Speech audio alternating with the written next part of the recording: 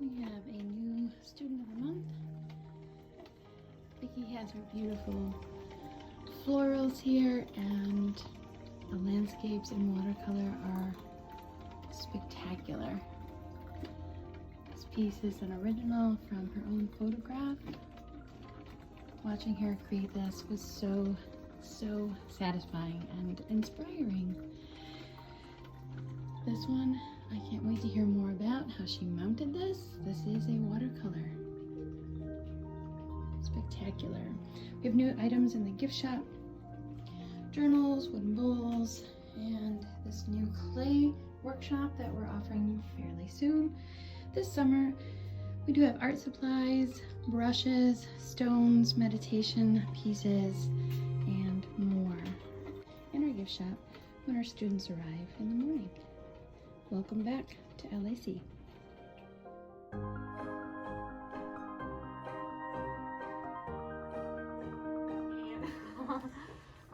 So that was a lot of fun. So my COVID picture, I'm really proud of it. I did it on the back. It even says COVID photo. And then I got into doing the winter scenes, and I did a couple. One I did on a Christmas card, and I loved it so much. I decided to do another one, and once again, I love the detail of doing every branch and tree and the reflection of the snow. Sandy, I spent a lot of time with Sandy's help trying to understand how to do the shadows to make it look like it's carved into the snow. At first it looked like an ocean wave in the middle of my mountain, but love the snow winter pictures. Well, and then this one, I'll go to that one in a moment, but I love the cabin so much that I wanted to do another cabin look.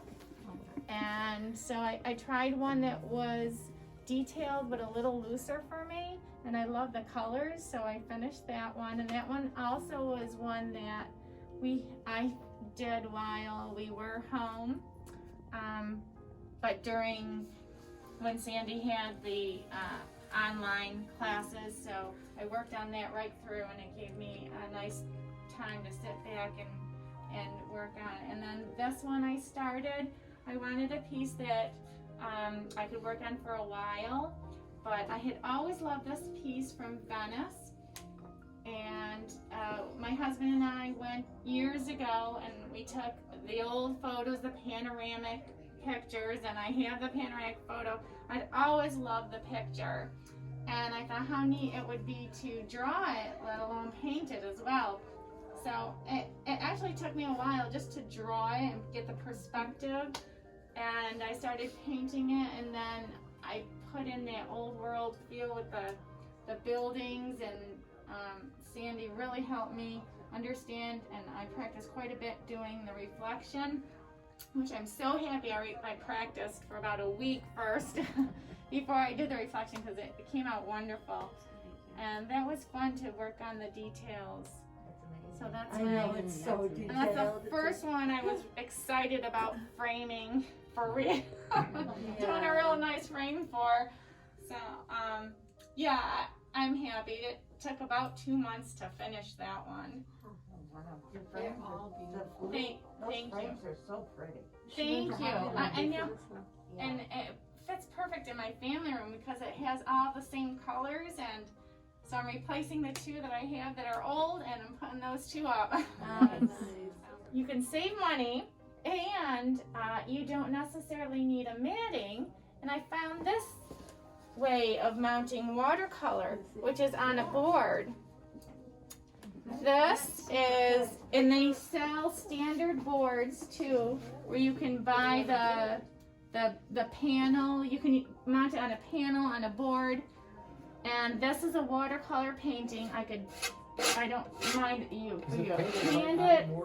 You can paint it on, but this is paper first. This is my watercolor paper. So I purchased the board. I applied a gesso to the board because I don't want any acid leaking, so that's one layer of protection.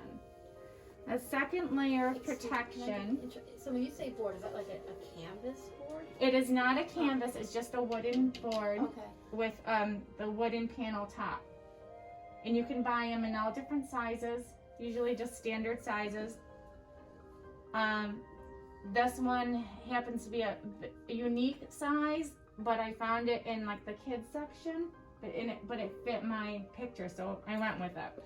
And it, like, in Hobby Lobby or someplace like that? Yes, Michael's, Hobby Lobby, Okay. they all have them. So you want to get, I put a layer of gesso on the wood as one layer of protection for being archival safe for your painting. Then I added golden medium gel, which acts like a glue. I put that on relatively heavy. And then I place my watercolor paper on it. I let it dry overnight. You can either have your completed watercolor paper painting already done and then place it onto the board, or you can put a blank watercolor board, place a paper, place it on the board and paint like that as well. I had this already finished before I mounted it onto the board. You have to prep the watercolor painting if you want to do it afterwards and place it onto the board. And the way I prepped my painting was I varnished it first with a spray. I happen to use Krylon Keil varnish, which is archival safe. Then, and it protects it from any acid leak, or if you ever had, even if you wanted to do a regular frame and you didn't want to pay for the special glass, like you wanted to buy a frame right in Hobby Lobby or Michael's, you don't have to get an archival glass. So to protect it, you could still varnish, but they come in gloss and semi-gloss and matte finishes, so you just have to choose the one that's right for you. So varnish right over your watercolor painting? I sprayed a varnish right over my watercolor painting. Then I mounted it on using the gel medium that was the glue. After that was completely dry, about 24 hours, I did a couple coats of the varnish. After it was dry for a couple hours, I got this stuff that's called Dorland's wax. And you can use Dorland's wax. I think it's a paint medium, like for oil colors you can mix it. I'm not sure really what it is, if you know what it is. I have no idea. Okay. Yeah. I don't know if they use it for that or they just use it to cover oil paintings, but they can use it on metal print, metal. You can use Dorland's wax on wood finishes. So I waxed everything.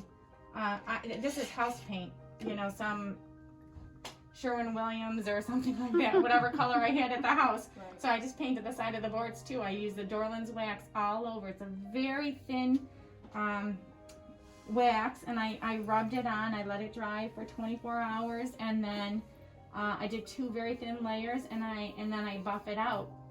And How do you buff it out? just a soft cloth. Okay. Soft cloth. This though is not UV protectant. So now if I do this again, there's another varnish that I would use instead, and that is the Golden's archival varnish, but I think it also has a UV protectant in it. Yep.